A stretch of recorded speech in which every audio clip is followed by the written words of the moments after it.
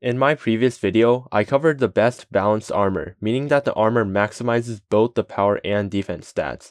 If you haven't watched that video, I'll summarize it quickly. Each armor slot can hold either a defense or power-based armor. The ratio between the two stats will be called the defense to power ratio.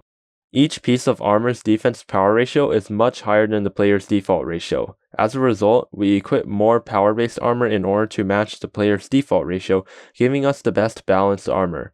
However, a balanced build is not necessarily the absolute best build. In this video, we will be discovering why that is not the case and how to create an even stronger build. I will also be adding a new feature to my website that allows you to calculate the best build, even if you don't have Sunken or have a non-zero VIT stat. It turns out that defense is a much stronger stat than power. When comparing their respective builds, being the glass cannon and the tank gives 1408 defense, more than the default 968 health, while the glass cannon gives 133 power, less than the default 144 power.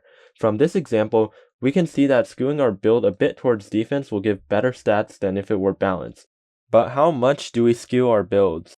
Here's a chart of each armor and their respective defense to power ratios. On the far left, we have the Arcsphere, followed by the amulets, enchantments, accessories, armor, and finally, the boots. The armor pieces on the left side should be power, while the armor pieces on the right should be defense. To get the best build, we move inward until the full power ratio matches the ratio of the remaining items. From the sides, we use the Arcsphere, Sunken boots, Sunken Chestplate, Fair Power Amulet, defense boss accessory like Cernyx Faulds, and the hard enchantment. Here, they meet up at about 10 to 1 or at the power amulet. If we add up the stats using this build, we will get an extra 47 power and 974 defense.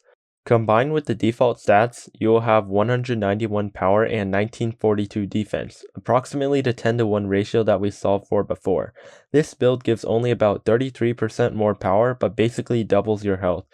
The multiplier between the two would be 2.661, nearly a 6% increase compared to the balanced build I covered in my previous video. At first, I was skeptical about this build because it seemed very odd. How could this goofy defense build be better than builds that give a bit more power? But then I coded a Python script that looked through every possible build to brute force the best multiplier.